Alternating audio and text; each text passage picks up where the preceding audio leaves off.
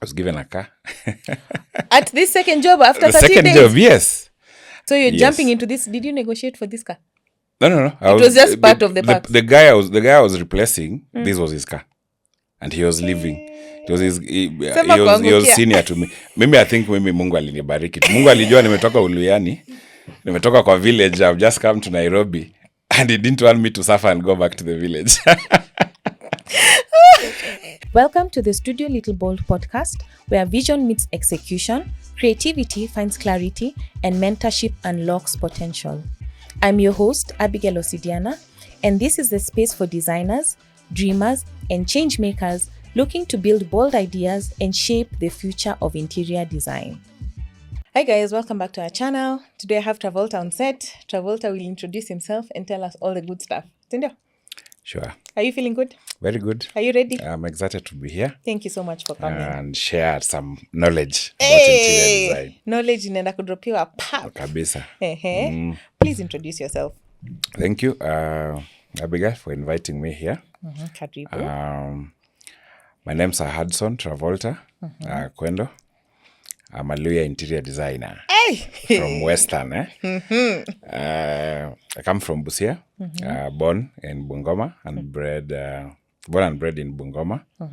Went to school in Bungoma, both primary and my high school. I went to Chesamis High School, still in Bungoma before I moved to Nairobi. You know, interior design is a lot of people, I think we used to hear about it in Nairobi and not in the outskirts of Nairobi. But I think I developed that. I developed that idea of doing interior design from a very young age when I was in primary. I remember I used to make a lot of houses, models for houses. And my father used to wonder, this guy, my father I think wanted me to do medicine. All parents at that time. Yes, all the parents, medicine or becoming a teacher or a lawyer so that I can go into a permanent and pensionable job. But I think my focus was, I think I grew into my focus very early in my childhood. And this is something I wanted to do. So after high school, I joined University of Nairobi, the University of Nairobi. It's very important to mention that. Guys of your end. This is in your tuko. So he joined University of Nairobi to pursue Bachelor of Arts in Interior Design. So I majored in Interior Design. It's a 4-year course at the University of Nairobi. At that time, I think not a lot of people used to know about interior design. In fact, a lot of guys, especially from my village, used to think I've come to do tailoring at the university. When you tell them design, curtains. they think curtains, they think, those vitenges and arranging chairs in sofa sets in a room. So I cleared my university education in the year 2007. Graduated in 2008. It's a 4-year duration course. Then the rest happened. Now we ventured into the market to go and start transforming spaces. So now that with that background, Yes. Muluya kabisa proper, Direct. where they are thinking vitenges, Yes. are your parents understanding what you're going to do in uni? Slowly by slowly, they started understanding. When I joined university to do interior design, not many people really understood what interior design was. And I think it was a very expensive venture, especially for residentials. A lot of people, probably multinational corporates, are the ones who probably would appreciate interior design and they would incorporate it into their offices. So getting my villagers understand what interior design, I remember one time I took my dad to one of my projects just to ensure that He gets it. this old man gets what his son is doing. He's still struggling with it until today. Wait, at this point when you're taking him, how new are you in the industry? I was probably around a year or two in employment. At that time, we were doing fit outs for Safaricom countrywide. So my dad was working in Kisumu then. So remember when I was doing the Kisumu branches, I was actually handling the Safaricom rollouts. When I was handling Kisumu branch, I told him one day just to pay a visit when you're having a site meeting, so that he could just appreciate and internalize what this interior design is, and it's not just about curtains and arranging beds and sofa sets in a room. Yeah. And it's not vitenges. And not vitenges, definitely. Vitenges. Yeah, but slowly, I think I would say probably around 40% of his mind has changed to date, because you've started practicing it at home when you're building our own home back in my Luyaland village in Busia. You're such a proud Muluya. I'm Luya inside. Hey. So he started appreciating it. He started seeing things being done differently. They're used to brick walls inside the house.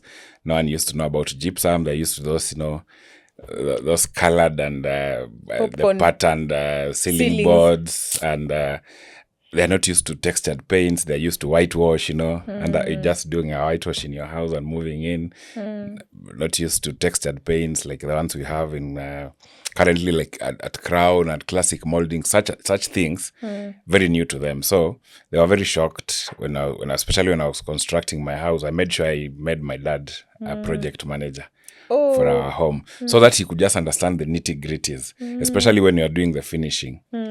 I engaged him so that he could understand, because I actually took my fundis from Nairobi. They were the ones working there, so they could just impact knowledge from this old man in Busia. Yes. So during that construction period and the finishing stage, and of course the materials that we were using, because you understand, like interior design is not about standard. Like fundis would tell you there's a standard size of a door, there's a standard size of a window, there's a standard size of a shower cubicle. So when you could start doing these custom-made things, those long, you could do those long doors, the curved doors. He's just like, what? I think he was wowed, and he started getting interest. I remember recently he's retired now. He was telling me if there's a chance for him to go and study interior design. Oh, but he can. It's fine. He can do it. Now he's enjoying it. Oh, he did? Now he's enjoying it, because now the projects I've done back in the village, I've made sure that I engage him a lot. Oh, yes. Oh, that's lovely. In terms of supervision, and also just to impact that knowledge, and also for my villagers to understand, because I remember when I was joining University of Nairobi to do interior design. The way you'd have this association of Busia Students Association, Bungoma Students Association, Mombasa Students Association. I was looking for people who are coming from my village or my county who've done interior design. Until today, I'm looking for them. Me, I didn't even know those associations. Leave alone the main groups za interior design.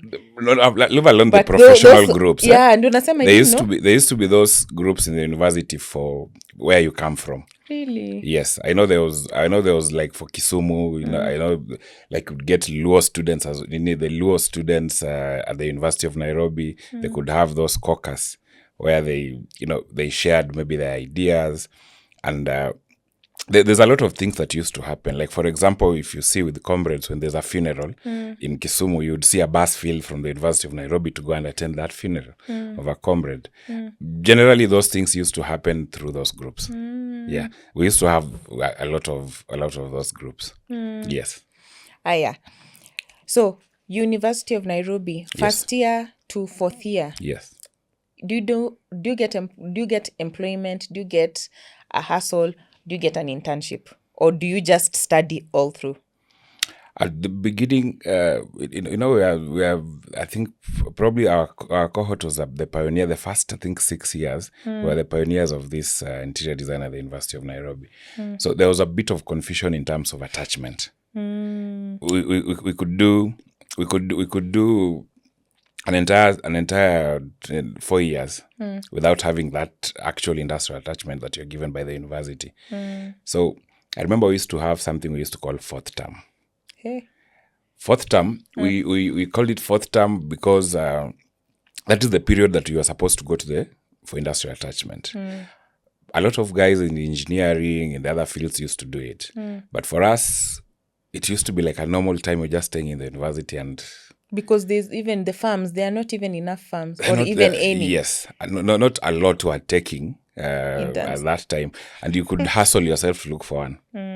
Because I remember, like, most people used to go, look for this internship at government offices, and government are not they're not the best in terms of appreciating interior design. Because if you go to government office, it just looks government office. It looks like actually what my dad thinks. what interior design is. So not a lot of them could absorb us. But I remember we used to do a lot of, in campus we used to call them PJs. You started at what year? PJs? Second year I'd started doing PJs. First year you're just figuring yourself out.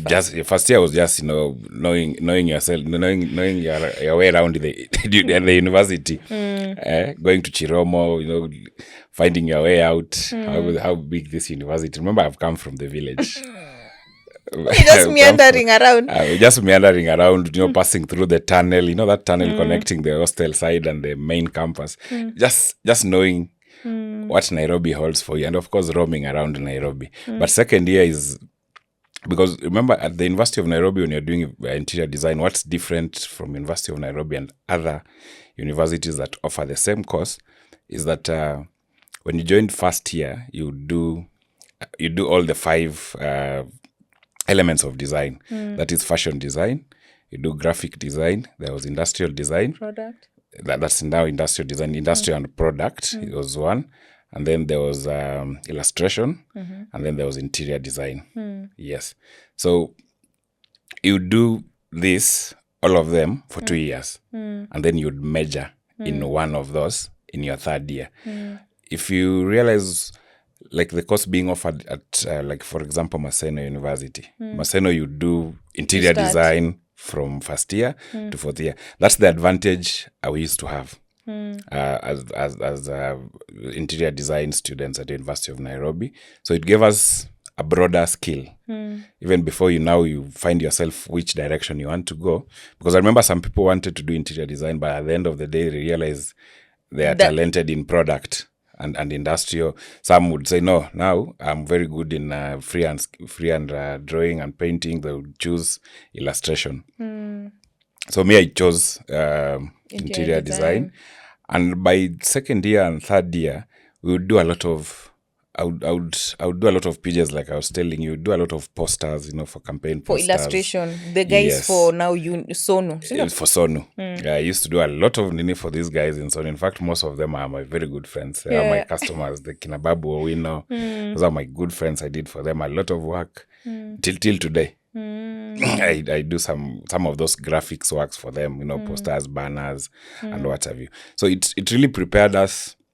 And if you look at interior is all this combined. Yeah, actually, you can't separate these elements when you think about it. About interior, yes. When you go to soft furnishing, you're looking at the fashion design.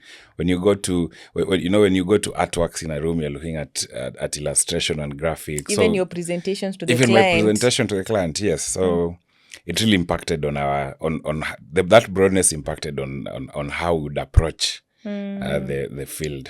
Because me, I was in Maseno, and some of these things we did them, they were incorporated within the course, but very they were like units, eh? Yeah, like units. For example, the graphic design, maybe we yes. do small things like logos and business cards, kidogo, but sure. not to a large scale the way you guys did it. Sure. Fashion, really not. The most we did was the soft furnishings, which really I can't count as fashion. You see the advantage with that?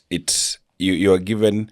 It gave us an opportunity to change your mind. Because, you would come and say, I want to do fashion design. And then 2 years down the line, you think, like, this is not my direction. I actually saw a lot of guys change their minds along the way, because now you're experiencing this thing real hand.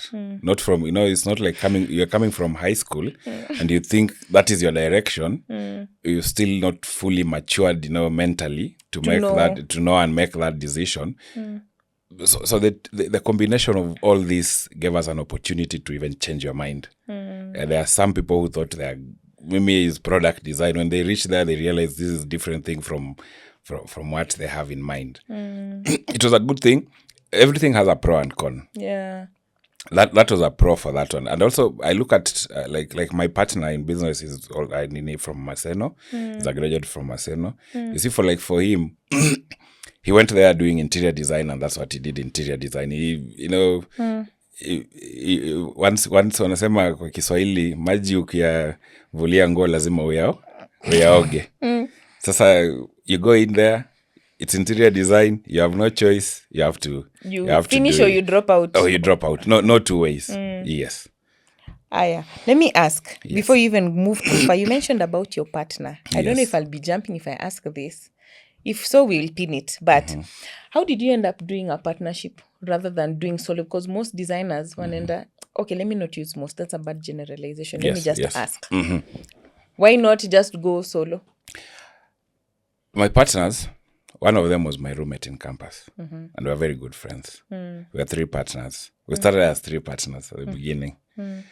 And, when after employment now, when I was launching my own practice, the market demanded that at least you have, that muscle. You're looking for CV. You're looking for a profile that when you present to clients, they feel like I'm dealing with people, not a person. Because a lot of clients will tell you the company is as good as the people behind the company. Not your graphics, not your presentation, not your... The company is as good as the people behind it, not even the name of the company. I'm sure you've seen, like, for example, in government tenders, there are some companies you see when there's a scandal, you see names of companies, you realize, you wonder, how now? Why not mine? If that name can go up there, why not mine? So that was the basis for us to, because do a partnership. One was my campus roommate from first year to fourth year. And then the one from Maseno now was we were a colleague where we were employed together. So I thought just bringing that expertise, because my target was to go and look for corporate clients. I worked for a big architectural firm, architectural and interior design firm for quite some time. I dealt in big projects, so I understood the market very well. I remember I used to deal with CEOs, for multinationals like the Safaricoms, the Kenya Airways, the Barclays. At that time, when you deal with these people, you start getting knowledge. What is required. I remember my boss used to tell me, if you want to get to big projects, just go and play golf. I hear that thing a lot. Yes, although I've never started I've never going to play golf. Just go and play golf or be active in church. Either or. I chose to be active in church. Yeah. Because I don't know if I can swing. Actually, I hear that a lot about the golf thing. And why that? When I came to realize, this is where the brains of institutions are. This is where you get the CEOs. This is where you get the financial directors. This is where you get everyone else. Once you impress those, the rest, they'll speak for you. They'll speak for you. They'll speak for you. And they're very choosy. They are very choosy. So you need to interact with them so that you understand. And the deals are made. I came to realize the deals are not made there. They're made in social settings. In social settings. Even when I started my practice, I realized some of this works is not how good you go to do a presentation. No. It's just how you and again how you communicate, how you interact with people. Very important. How you interact with people, and the networking. Your network is equals to your net worth. Yes. Especially in interior design. And any other business. Yeah. Yes. Let me pin this. I'll come back to it. Nikurudishe nyuma kidogo. Yes. So we are at this point. You're doing the banners. You're doing the posters. Next job, hustle or... Lucky enough, I've never tarmacked. Okay, so wait. So you're skipping now straight to job? Yes. Okay. Yes. I got my first job when I was in fourth year. Yes. It was an event management company. As what? As an interior designer. We used to design the stage, the setup for the stage, the lighting and everything. So I joined that company when I was in fourth year. Of course, I was still a green when you go to the market. But what it does, it gives you confidence. When you start dealing with these people, you're doing a function, for example, for G4S, for Safaricom, for Kenya Breweries. Then you're part of the team. You're interior designers, we are called night runners because we used to work until even morning. Who's calling us night runners? A lot of people in campus used to call us that we are night runners because we used to operate during the night. We used to operate, the way our studios are, studio classes are. The whole day you're packed, and then you still have to do your assignments. The following day you need to do pin-ups. So we used to do. If you go to University of Nairobi at night, there's a building called ADD. Yeah, it's always full at night, throughout the night. Those are designers, working, doing assignments. You need to do a pin-up tomorrow. You need so. Even at work, when I entered work, actually.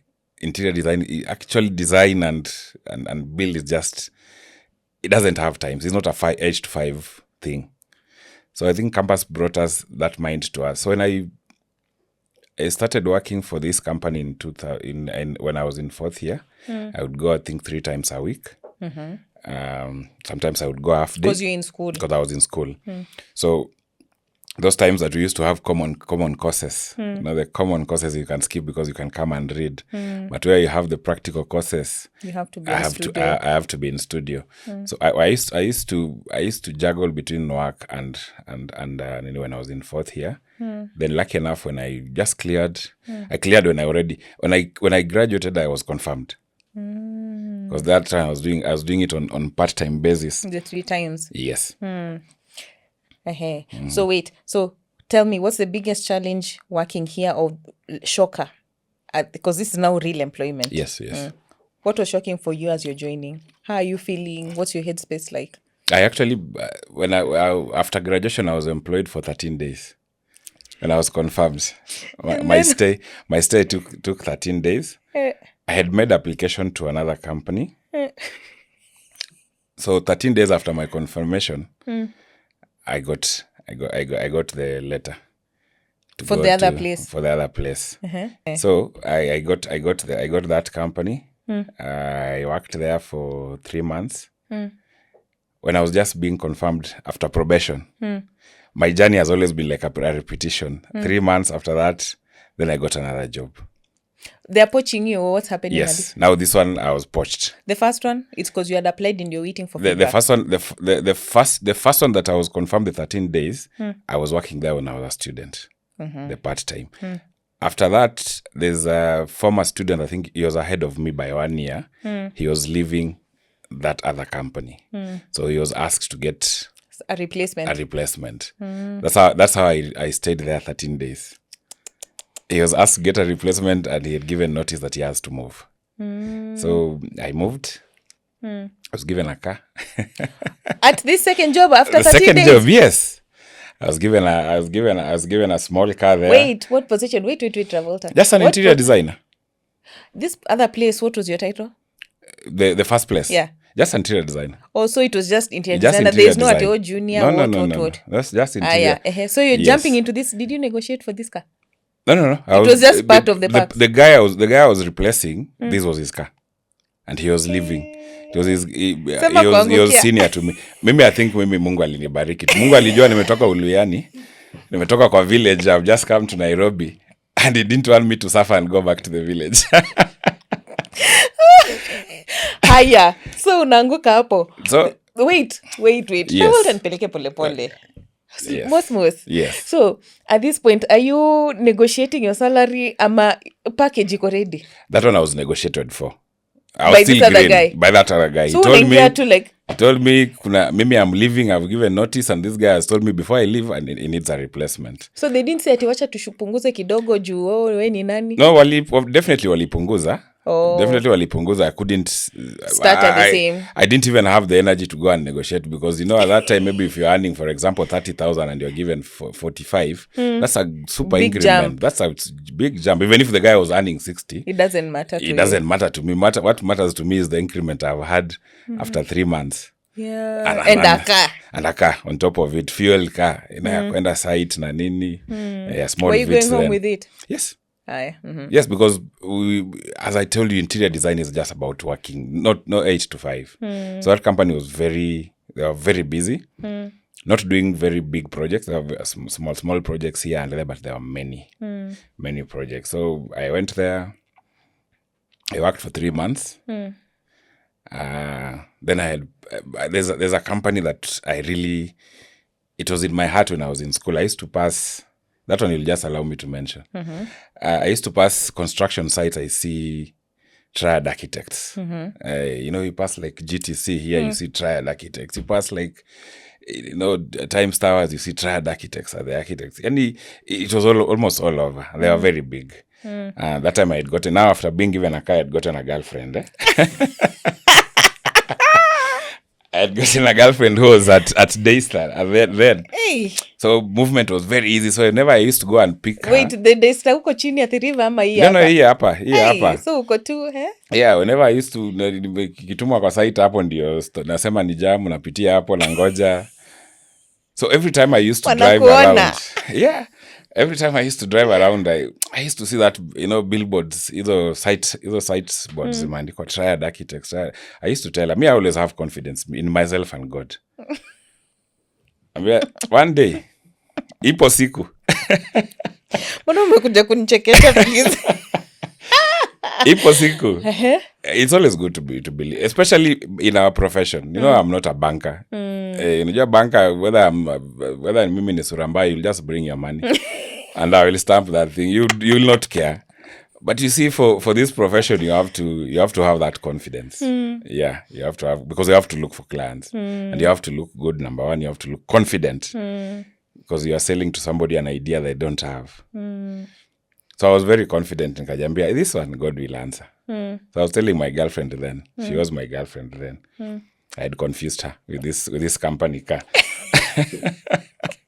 Wait, let me divert kidogo. Did you end up marrying her? She's my wife. We are doing 16 years. Ulimconfuse na kaingia box kabisa. Na hiyo gari tulipata nayo accident.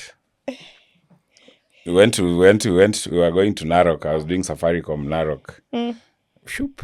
Kapata accident. Then it happened. That's the day we married each other. Huh? She never went back home. Why? Because tulirudi nyumbani past midnight. We arrived Nairobi past midnight. And the parents are, when you go, do not come back. Fire.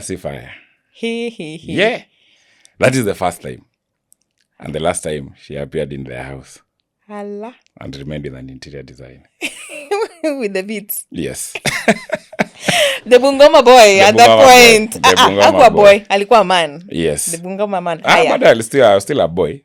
You become a man after you marry. In my culture. In my culture, you become a man after lengine. Hiyo ni jumping too. Preparation now for a real man. Yes. Yeah. Yes. So, hata nimepotea. Hiyo mali nilipata hiyo 3 months. Hiyo kazi ya 3 months. Yeah. Yes, so I got this job. This guy organized for me. He organized for me the job because he was leaving. Everything was prearranged for me. I move in. Hata nikahama nyumba. Sasa nikaenda kwa one bedroom. Mambo unexpectedly. That is within that 1 year. The 3 months. Sindio? It's within, umetoka 13, uko 3 months. So yes. Mwaka ijaisha. Ijaisha? Ilitoka 13 days. 13 days and 3 months. Unaenda 1 year. It's not even half a year. 13 days after graduation and then 3 months. And then after that 3 months, now I think I got tired. Of what? Hiyo tu routine. Oh. I think probably in my view, I think the clients walikuwa na deal now are not exciting me. They are not those big clients that I see. And I used to see trad, naona hizo big towers. Alafu natumwa waenda ufanye design ya karoom kadogo, here and there. So I felt like I was constrained. Then I left work. That's after? The 3 months. Just before I got confirmed your probation. I left work. Nikaanza kufanya freelancing. Yani unatoka mali uko na projects ndogo tu ile hauna, ama ulikuwa bado juu ulikuwa na PJs? Yeah, I was still doing a lot of, and the PJs were paying me well, by the way. Oh, so The it's not PJs like were you're jumping no, to nothing. No, the PJs were doing me well. I'd gotten now like NGOs. I was doing there's some NGOs I was doing for them, these brochures, banners and everything else. Those are quick money, yeah? You would make 50,000 in a day. You design a banner, unatuma kwa email, wana approve, unaambiwa nini, unaambiwa print 10 of them, you make 50,000, see you are good. Na hii ingine labda umepewa 45,000 and it's 30 days. And I realized kumbe I can just survive. The math was not mathing. The math was not mathing. I said, why not? Let me try. So there's a cousin of mine who was in Makerere, akakuja akaniambia, sasa amekuja Nairobi, tukasema acha tuingie deep sea tuone. Let's see what hizo ni guts na courage. What is there. But it's really not even out of fear because you're seeing practically. Yes. Ninatengeneza. See at theory, you're not hoping and praying. And I had to steal time from my employer to go to Kirinyaga Road and River Road to do these banners and printing and everything. And then these posters, like politicians, nini. So it wasn't bad. The I like graphics that you knowledge. used the honest word. Yes. Stealing time from your employer. That's what we are doing. Ukweli. Now I'm an employer, I know. So my employee might think I don't know they are stealing my time, which is very valuable. Inakuchuna huku. But there's nothing you can do. Time they will steal from you. They can be looking at the computer, kumbe hakuna umepita hapo. Hata ijawaka. Ni screen saver tu. Those are things I've learned, maybe we'll talk about it. I've learned through my journey about managing employees. Let's go into that. Yes. Tell me, what biggest lesson on managing employees? Before that, now I'll tell you now where I learned that nini of managing employees. This triad thing I was dreaming. So I now left this nini after 3 months. Then I realized I'm getting money, but I'm getting bored. Kazi ya graphics unafanya siku 2-3, it is finished. Until maybe another 2 months, umetengeneza hiyo 50,000, 100,000, 70,000. Uko na hiyo pesa, but sasa uko nifanye nini? You're just there. There's nothing you're doing. Yani hiyo pesa uko nayo, mtapiga madrinks, sherehe nini, umelipa rent maybe miezi 3, and then you're just in the house waiting for the next. The turnaround is not that fast, because once you design this brochure, maybe another 3 months ndio uta design ingine or something like that when there's an activity. So I got bored. Then nikasema acha nitafute kazi. Nikatafuta kazi. I just walked into an interior design. Walikuwa nafanya na furniture in Muthaiga. Just walked in. They're called Spiegel Interiors. Allow me to mention them. I hope they will not sumbua me to drop the videos. I'm marketing them. So I'm speaking in good light of them. Not bad. So watakusumbua. So I got this lady, the Mwindi. Very nice. Funny enough, no one has ever asked me for my degree certificate. Hata mimi. Hata ukifanya pitch, no, wacha ni take back. Yes. Ukifanya like pitch, and this is not in my company. When I was employed, ile mna combine. Yes. Wanauliza any degrees hawa. So no one, everyone alikuwa nakupatia nakwambia there's this task. Can you do? Yes. You start. When I realize there's something in this small boy from Bungoma. The Mwindi gave me work. That was my turning point. Because now that place is in Muthaiga pale, hiyo ilikuwa inaitwa Libya Plaza. Hapo kwa kona, as where Muthaiga and Kiambu Road meets. Hii Muthaiga Road. So I worked there for around 1 year. Then we were doing, now there, the Mwindi, they are Ismailia, this religion is Ismailia. So we used to do, Aga Khan is Ismailia community. So I used to do a lot of big projects for now. Sasa hapo nilikuwa nimefika. But under employment. Under employment. Yeah. Sasa now the projects are exciting because you're dealing now with I remember I used to do the projects for His Highness the Aga Khan, the residences in Kenya. In Kenya we did here Nairobi and Mombasa, and one in Dar es Salaam in Oyster Bay. So hapo ndio nilipanda ndege mara ya kwanza. Unatuma Oyster. Msewa Bungoma. From Bungoma to Dar es Salaam, Oyster Bay. Unapanda ndege. Sasa unatumwa, unaenda unaangalia site, unapima nini. Now that started getting exciting. Exciting. I was there for, I think, a year. This is the time when I was leaving this company.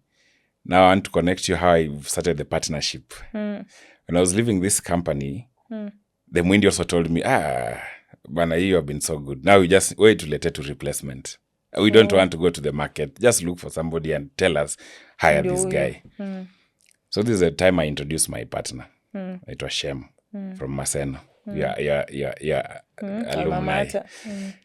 So when I was leaving, nikamleta, so me I left. How did I join Triad? I left there and then joined Triad. When I was doing Aga Khan, the one in Muthaiga, so one day I went to site, then this architect, now the big man at Triad, anapita, anaangalia. So he saw what I was doing. Me, I thought ni ule tu old men wenye wanatembea hapo wanasumbua. Started asking me question. When you're coming from campus, you think you're the brightest. Unaona wewe ndio knowledge ya hivi tu uko nayo. So I saw this old man ananiuliza mambo ya interior design. In my heart najiambia, huyu mzee anajua Kenya anauliza kweli. With white hair and kumbe was an architect. He was the lead architect at Triad Architects. So akaniambia, I'd like to come and see, where do you work? Nikamwambia. So he came to a showroom. Akaona hizo drawings zangu, nini. That's how I was hired. You interviewed at your employment? I was interviewed at my desk at lunchtime, over lunchtime. He left me the card. He doesn't have a title. At Triad, our kubwa wapendi titles. He left me the card, told me, call me for coffee. Triad is just, after hiyo, it's just the same road. So nikaiba tena siku ingine time ya employer, 1 hour. Just go and have coffee in Triad. Wajeni mnafaa mumcharge. Ndo huyu anasema kwa kamera aya No, I'll happily pay. Saizi I can afford. I will do for them 1 day of pro bono service. Ndo yes. To you pay need back. to pay back. Yeah, so that's how I got employed at Triad. Again at Triad. Mimi sijui ni kama watu walikuwa wanatoka na mimi na. So when I went to Triad, there's this guy I was with in primary. Na tulikuwa na University of Nairobi. He was in 4th year, akinikiwa 4th year. So he was in Triad. Even him, he was leaving. Sasa walikuwa wanatafuta replacement. And then now this boss met me. Na ajui tunajuana. So he came introduced me to this guy. Akaniambia, now we need to show Hudson around. Mimi hata sijui kama nimeandikwa kazi. Allah. Kumbe hiyo ndio ilikuwa interview. Then he showed me around. He asked me one question. That question, now when I was leaving Triad, that question ndio aliniambia that was my interview. Alikuuliza nini? He asked me, if I give you a job, can you report tomorrow? No, kasema? No, I'll need to give notice. Integrity is good in this industry. I told him I'll need to give notice to my employer so that she can also prepare to my replacement. My boss told me that was my interview question. Hiyo ndio break the camel's back. Because actually ukisema unachanisha surely you're working on projects utafanya the same thing. Alijua nitamfanyia the same thing. And I think when I answered that, it was subconsciously. Si ati nilikuwa nimefikiria ama niliplan. It was just subconsciously. Sikujua ni interview. It is informal. Mnatembea yani akikuuliza, not in a boardroom. So I told him I need to give. Na ujakram. Kujakram kitu. So from there he told me, when can you give notice? Can be immediately. I'll give a 1 month notice. You've not even discussed salary? Nothing. Unaenda na hope, dream and a prayer. Mimi najua hiyo, this is my dream company, and this is where interior designers from campus go wrong. People start, you go to a place with the money in mind, not with the knowledge. What was in my mind? This company, I want this company. The knowledge. But you are not even looking for this one. Triad, you are looking, but this one you are not looking. Ama you are just eyeing it from this the is periphery. Triad. This is now Triad. Umenipoteza. So umetoka hii place ingine unataka nikaenda kwa Mwindi. Okay. Got it. Nikiwa kwa Mwindi when I was doing Aga Khan projects, that's when I meet this guy. He's the director of Triad. Then now ukaiba time ukaenda sasa nikaenda ile tu hiyo I mean invite for coffee. Okay, got now hiyo ndio nakwambia that's where I pass. I didn't do an interview. Okay, got it. Sasa hapo ndio sasa mimi mind yangu was just, even I was willing to take a pay cut if there was to join Triad. Umeona kwa the big nice buildings, you're like, these people are doing big things. I can learn. I just want to learn. I just want to be those big things. Because definitely if you go to those big things you will grow. Because you're learning under pressure. Under pressure. Yeah. Uko ni under pressure and you're doing big things. So ukitoka huko hata ukirudi kwa hizo smaller things you become a king of yourself. So I went, so nikapeana notice kwa Mwindi. I worked there for 1 year at least. You did good things. Hiyo ndio mahali nilikaa a whole year ikaisha. 1 year ni kidogo. 1 year ni Wait, mingi. your longest working experience ni 1 year? 9 years. Okay, sawa, we'll get there. Sawa, Yes. tuko pamoja. So huku umechapa 1 year. Nilichapa 1 year. Then I left. Sasa nikapeana notice, then Sasa mi nataka kuuliza maswali na ushataja kampuni. Siwezi uliza hizi maswali juu mtu atashikanisha. Sijui tutaifanya aje. Tuta balance tu. Aya, wacha nitaskip, sitauliza maswali za hapa. The next place usitaje. Yes. So that I can ask the lessons and maybe challenges. Ndio? Aya. Sawa. So umechapa 1 year. So this year for triad comes. I was called for interview.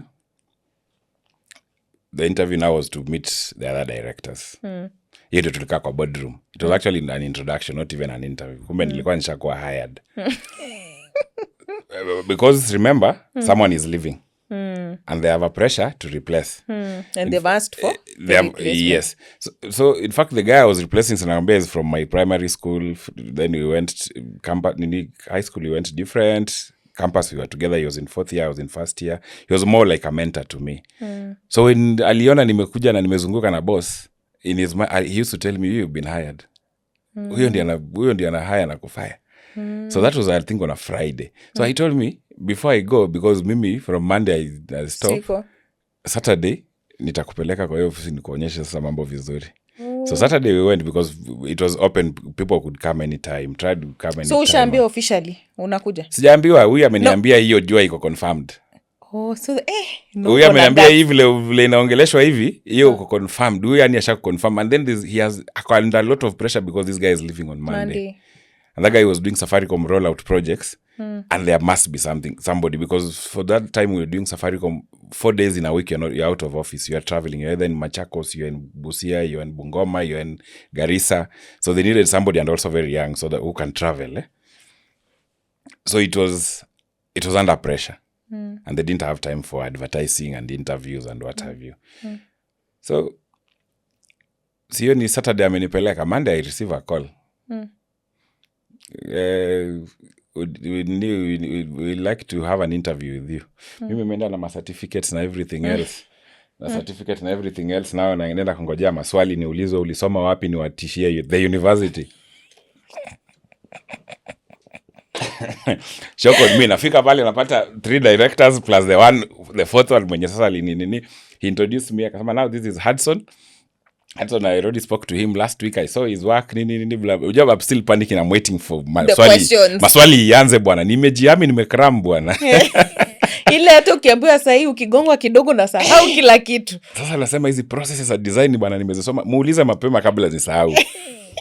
Then they told me, I just wanted to see you.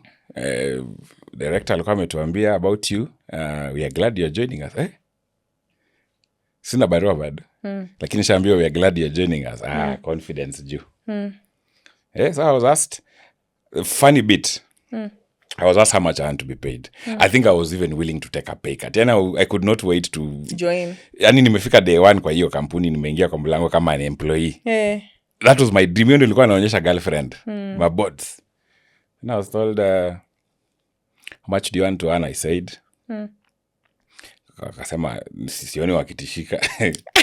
Ukajua umeanda charge. Mimi nikajua hapa sasa kwa mind yangu nikasema hapa labda nimejiuza sasa, labda hii kazi itaenda. Umeona ni juu sana. Where in your opinion? But the guy alikuwa ameniguide, but still if you look at the jump from where I was coming from, nilikuwa na shuko nasema sijui nipunguze hii kazi inaweza kosa bwana. But umesema na confidence. But nimesema tu na confidence. Nikasema kama mbaya. So wait, are you shaking at this point? Are you looking worried? Ama uko tu? I wasn't worried. Maybe one thing I've never done is to get worried. What is the worst that can happen? Hakuna mtu atanipiga. Atakwambia no. They'll just tell me no. It is as good as not turning up for the interview. So nikasema wacha tu kaende. So they told me, oh, that's okay. Sawa. That's on Monday. Ambia you'll come on Thursday. Wait, they didn't negotiate? Walisema tu okay hapo. Walisema tu okay, you'll come on Thursday, then you will see what we have to offer. That's what I was told. So nikasema hii time ngoja kwanza, umerudisha ile gari nyingine sulisha huko? Ile iliacha kitambo. So have you bought another car into this other? So sasa umerudi Kigunanji? Futsubishi. Subaru, umerudi Subaru. kubrush viatu kila siku. Unatembea na brush kwa laptop kwa bag. Did you negotiate for any other allowances or anything? Ama ulisema tu salary peke? Mimi nilitaka tu kuingia. Hizi vitu zingine ni ya AOB. Hizi vitu zingine no, but the good thing about the guy alikuwa amenibrief, ameniambia this company unapewa, it's ISO certified and it's the biggest it's been among the biggest architectural firm in Kenya and East Africa. So he had given me a lot of benefits that are there. You'll get a medical cover, you'll get hapo ukiwako overtime unalipwa, iko na rates. If you tried wakubali people who at the level of architects and interior designers, senior consultants, utembee. Unajua ni Muthaiga uko ndani mali hakuna matatu. Unakaa fani hapa either you'll take a cab ama there used to be those gym cabs. Ukifika saa fulani unaenda unajaza gym cab, unajaza hiyo voucher, unapelekwa paka kwako. I used to stay in Umoja that time. Paka sasa watu wa gym cab walikuwa na complain mpaka kwa management, I'm living in a risky area. Because at times you'd work up maybe at midnight. Alafu wanakupeleka huko. So they used to complain, risky, paka kampuni inakwambia uame. So those things. So he had given me all those benefits that come with it. So you're not at zero, you're not blind. At least I wasn't blind. Hata paka hiyo salary alikuwa amenipa. But I think I was looking from where I was coming from. How much and that's at times people don't know their value. When you don't renew with these people, you don't know your value, your actual value. So mimi nilikuwa nimeona hata 10-15% increase ni sawa. So ile aliniambia niitishe bwana, nikaona ni kama 200%, nikaogopa. Hutaki nipate hii kitu. Lakini nikasema tu kama mbaya. And to your surprise, what I asked, they gave me more. Allah. Yeah, when I came to sign see, that's Monday. Thursday you're supposed to go back. Thursday I was told now to go back and see what they offer. Like, come on, see, kwanza nimewekewa kwa boardroom my offer letter, very detailed. Those guys are very detailed. Proper detailed. Kitu ya kwanza unajua unakimbia kwa remuneration. Una skip. Hiyo ingine rules na regulation utasoma ukiwa ndani. Remuneration. Nikaona hapo, after probation you'll be given a car loan. After sijui nini unapatiwa hii. After sijui qualify nini unapatiwa hii. My salary, I think I was given double or something like that. Ulikuwa unaogopa. Mimi sasa nimeona naogopa bwana. But there I panicked. Okay, I love such employers. If you're in a capacity to do and you're seeing this is a value, just because someone has asked for less doesn't mean kuna difference. Kuna wale enyewe unaona tu kwa ground, si wote hatuwezi, si ndio?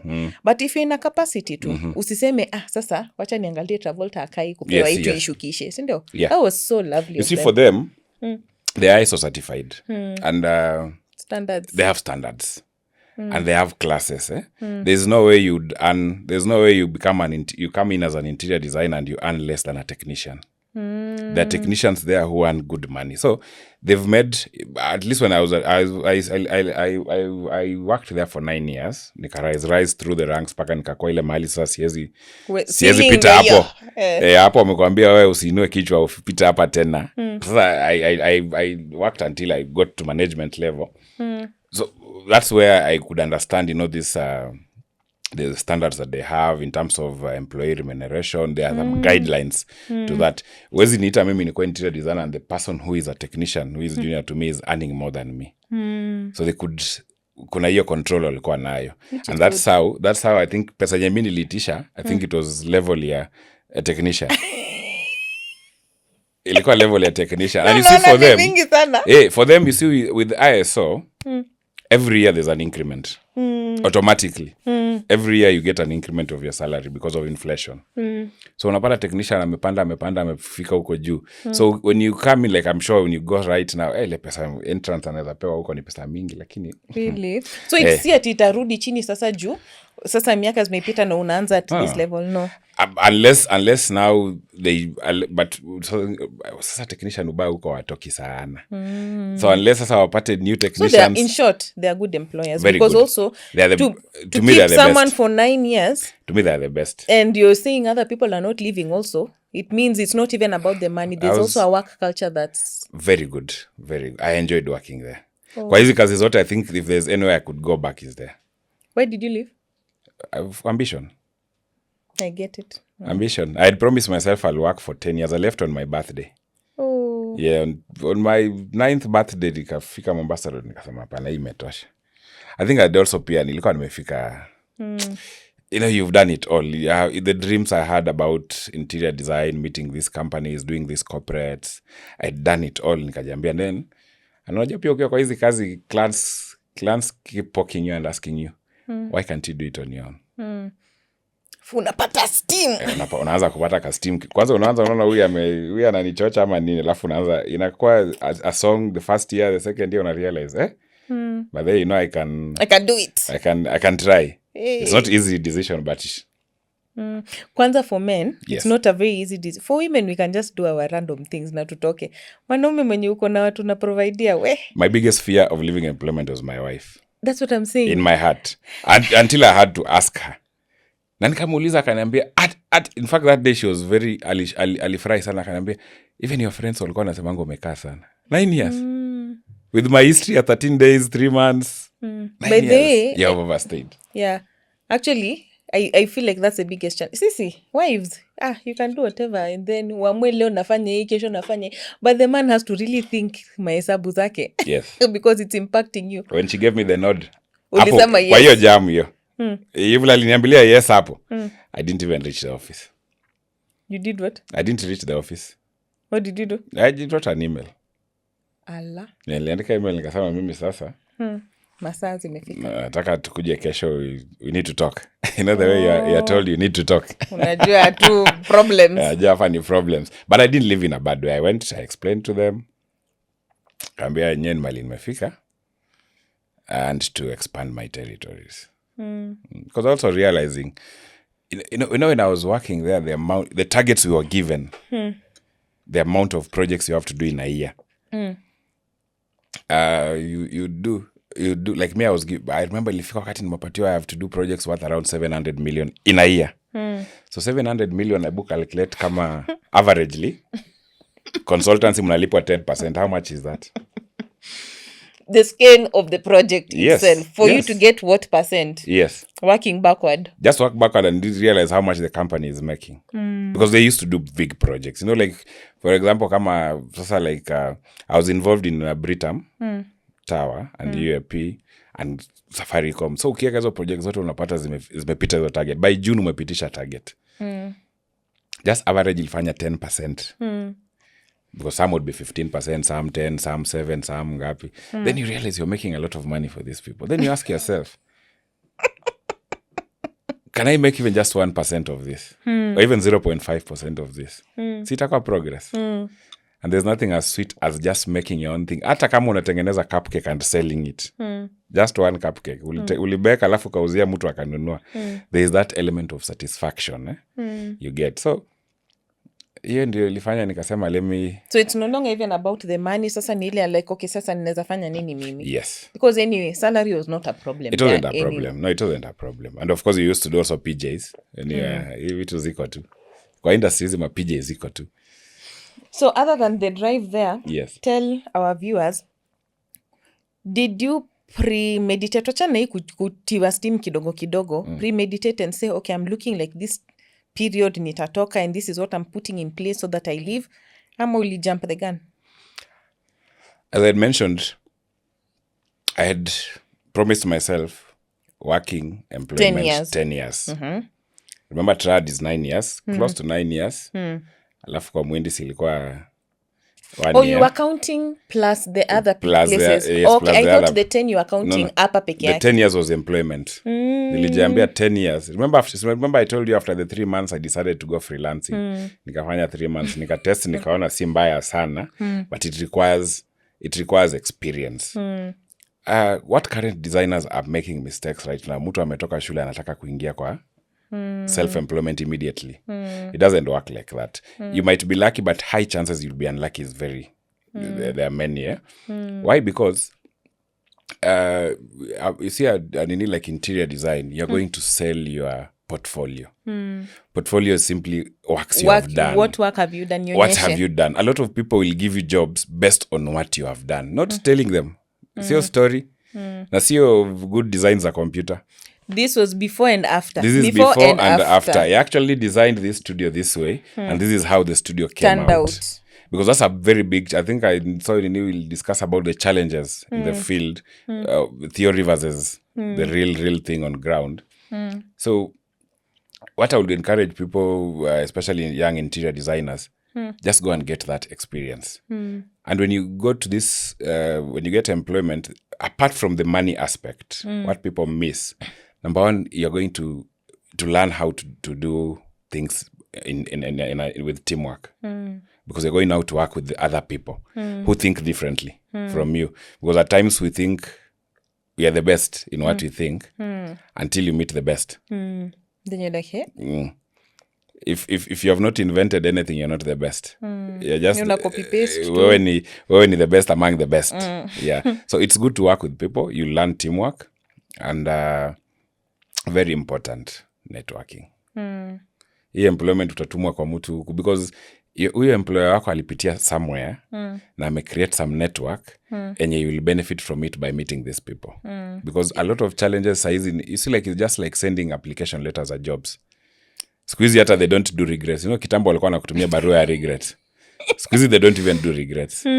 Natuma tu barua, application letter ilienda kama imeenda. So this will give you an opportunity to meet real people, real industry shakers and movers. So it's important you go to a workplace kidogo, learn something, you learn work ethics, you learn teamwork, you learn how to network. You'll even learn an element of business, managing business. Yeah. Haya. Biggest lesson in your career that you would say? The biggest lesson to me is always that teamwork and networking. That is how everything. Do you do it? Give us practical. How do you do your networking other than the people that you're meeting either from the client, on site? Because that, as you're mentioning, is one of the biggest thing. Because you're piggybacking on someone else's networks. Yes.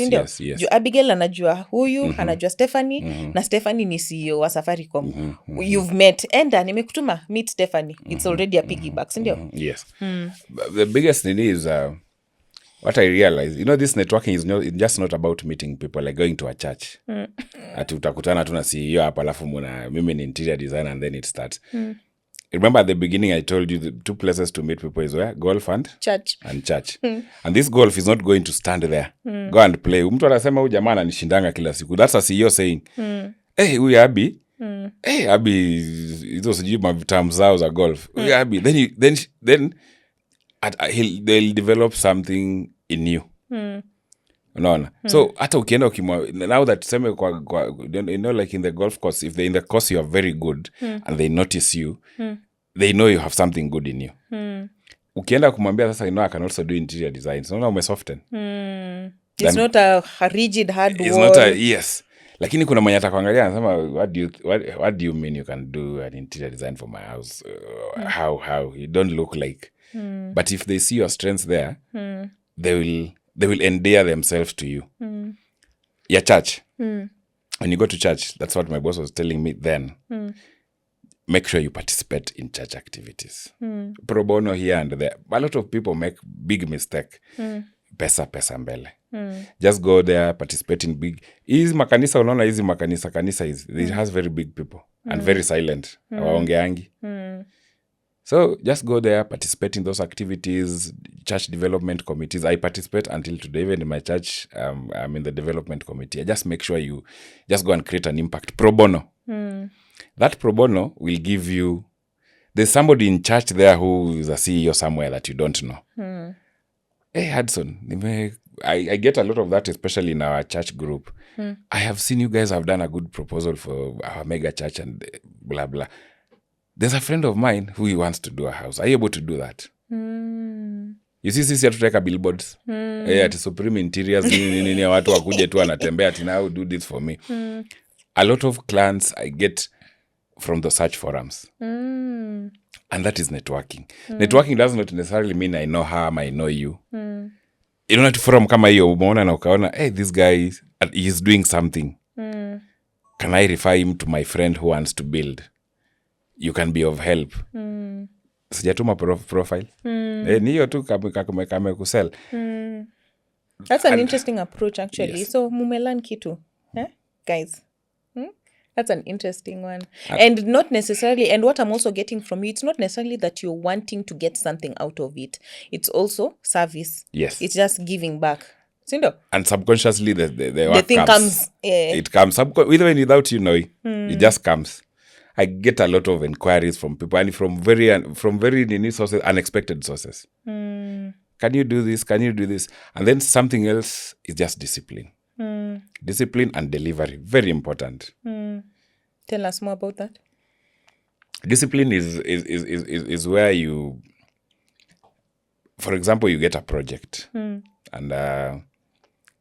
you'll sell. When you want to get a job, you will oversell yourself. But if you're disciplined enough, you'll tell the client realities that they don't want to hear. The uncomfortable truths are the best truths the client will ever remember. Tell this client, hii project yako, hii ni ya 10, hii hapa ni 10 million. Yeah. Musi, ati unaanza, wacha tunifanya na, ati niko na 3 million, and then you take the project, just because you want to get into the project. Then you figure up or you start variations. That is indiscipline. That is project and financial indiscipline. Because they're getting into it, thinking they'll use the 3, it will now end up 15, surely. And then utaanza kuambia client, you told me. Then you don't know what you're doing. Because this client is, number one, the client is green. You are the professional. Layman, you are the professional. The big question they'll ask you, why did I come to you?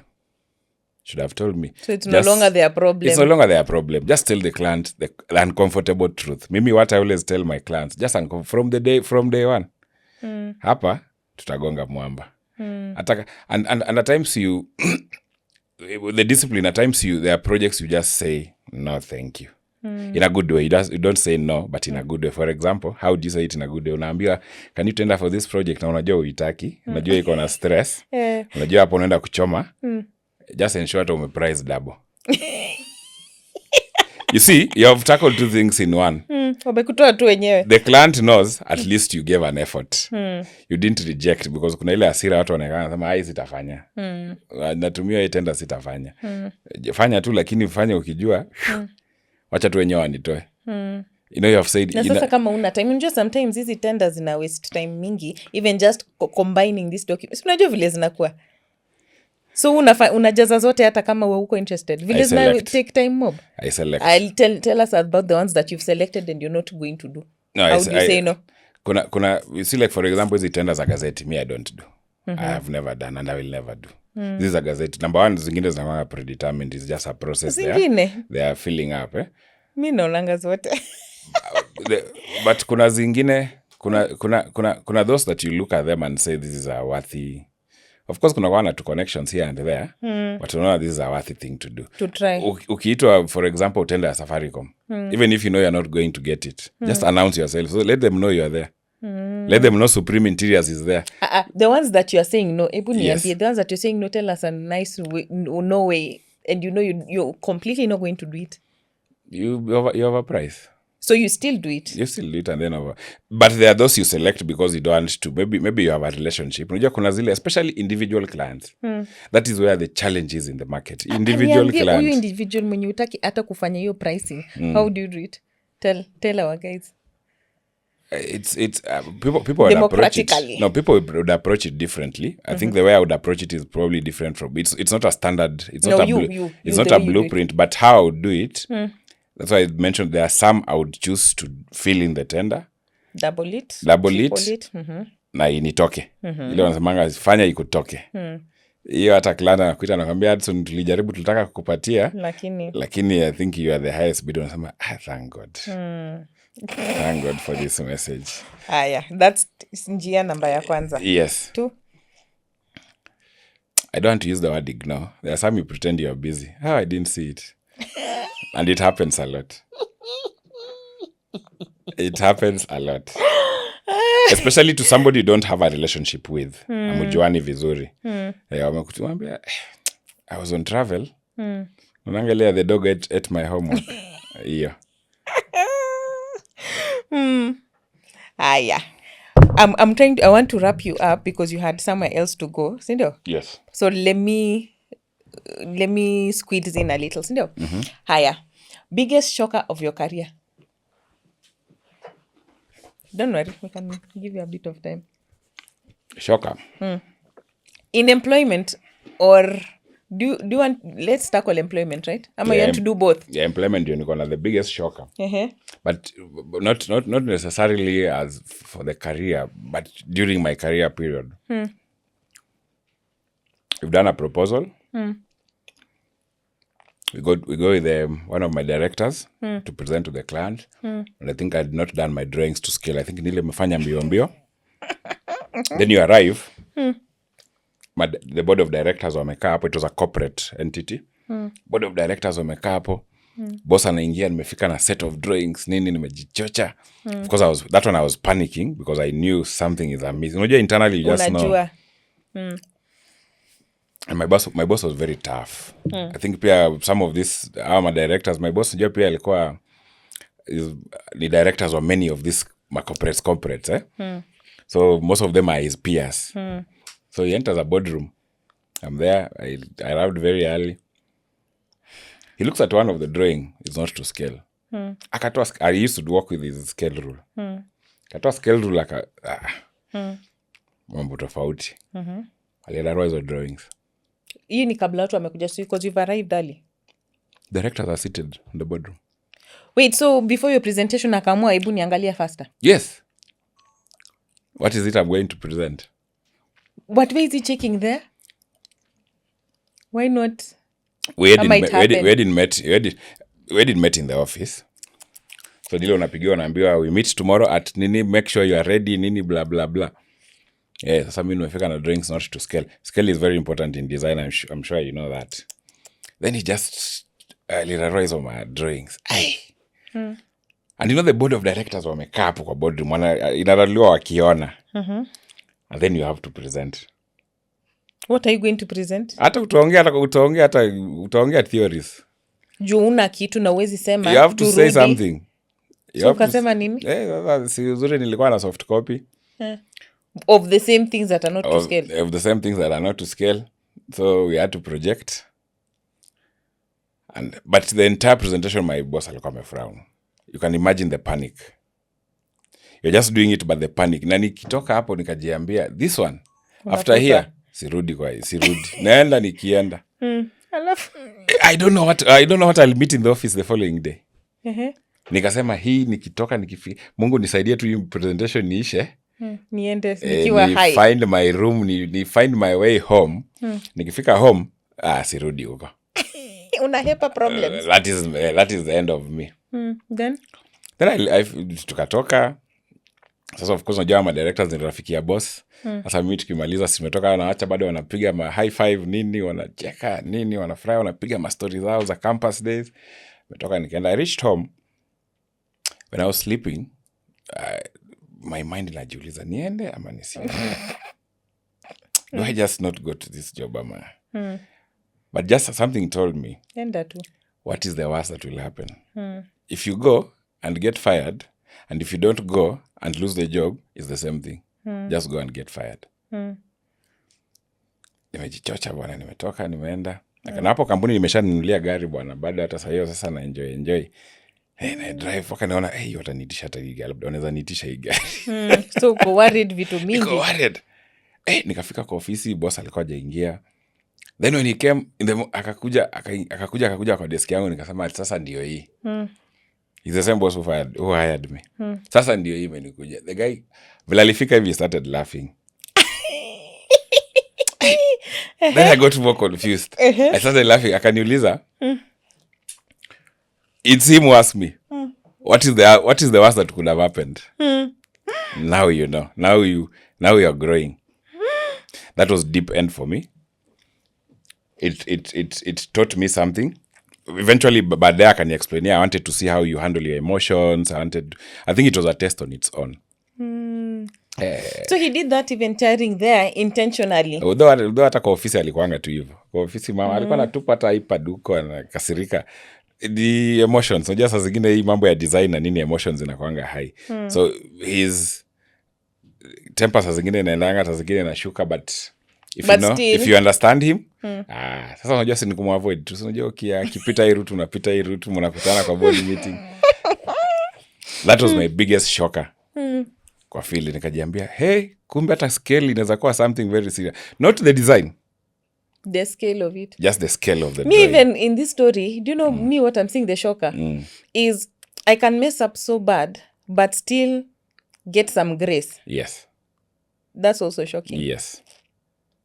I love Got it spot on. Yeah. Aya, funga na advice to aspiring interior designers. Here is your camera. I think to me, for my colleagues who are young, not aspiring, me, I just call them my colleagues, whether young or old. My advice is this industry is there for everyone. Number one. Meaning? Design is dynamic. Don't go with a fixed mindset that this is,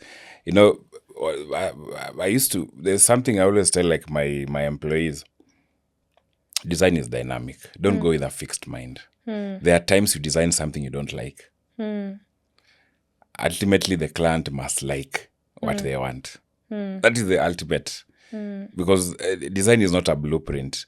At times when I drive along maybe a highway, I'm sure all of you experience, you think your car is the best. Alafu unaona mtu na gari mpya lakini inakaa sura mbaya, unajiuliza na huyu Hii ndo aliamua. Hii ndio aliamua na kanunua, na kwanza ina number plate hata ni mpya kushinda yako. Unajiuliza tu yani huyu hakuona ingine tu. And probably at that time you know the value of that car. Unajiuliza huyu angeona kitu ingine yani. Actually hata saa zingine tunasema hivi, tunasema hii yake iko expensive sana lakini inakaaje? As in kwa hizi zote, Yes. right? So that is design for you. Because design, you are here to solve a problem, somebody's problem. And we are here, you're in this industry to actually, we are always like a guide. You might want something, but you don't know the how to do it. So I'm there to be that person of the how to do it. We would advise you. Nakwambia mimi nazafikiria ni hii, but ultimately the client is king. Just design it to the standard of the client. Because at the end of the day, you'll spend maybe 1 year designing something and implementing it. And this client will spend 50 years consuming that space. So just come with open mind. That is number one. Number two, don't put money ahead of. Especially for interior designers, me, I don't know about any other profession. I can only preach the what I take. Come in this industry with open mind. There's good money. There's good money after the knowledge. There's good money after your portfolio. Your portfolio will sell you. So don't come to the industry with the perception. You know that perception, ukitoka campus unasema sisi ndio tumefanya. Sisi ndio interior designers. Siwezi chukua chini ya 300,000 alafu unaenda unaanza na 25. No. Look for the knowledge first. Reality kwa ground is different. Knowledge will take you far. Knowledge will sell you. Your discipline and your work will sell you more than even that money. Inafika wakati hata unajiuliza, na hii kitu nilikuwa nafanyia mtu 10,000 5 years ago, right now they are paying $1 million. How? So money will follow. Money will follow, and then discipline, integrity, and honesty.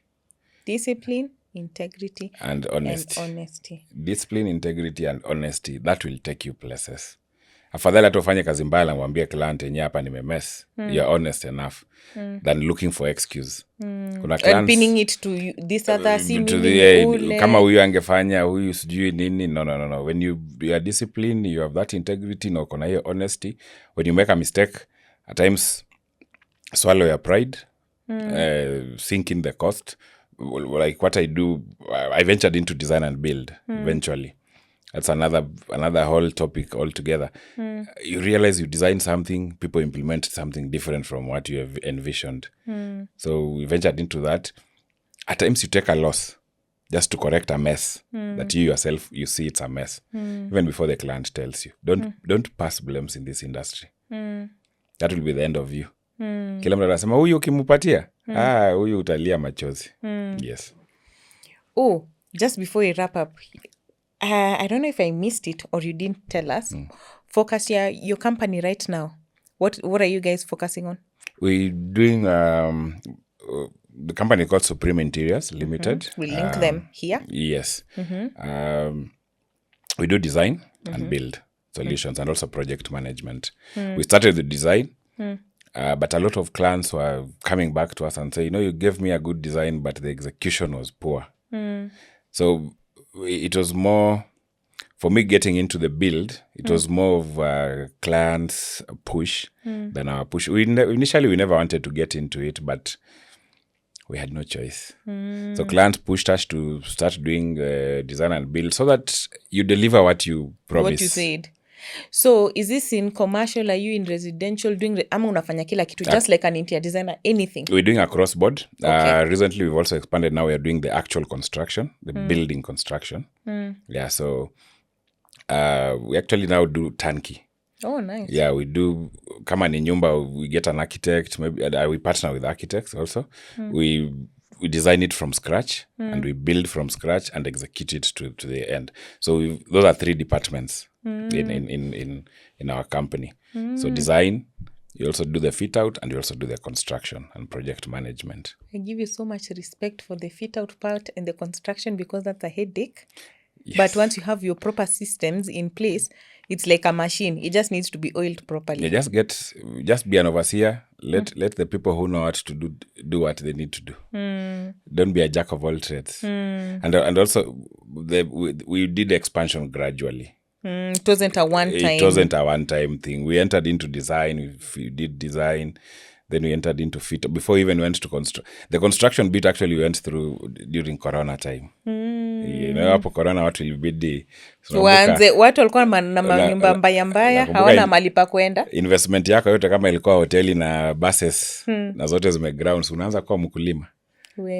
That's the time people realize, we can do something different. And that's the time you actually started, because the interior jobs went down. If you remember that time, that is the time people started working from home. Yes. Working from home means no offices. No one is doing an office. In fact, most buildings saizi hapa Hill Nini is watu wali downsize.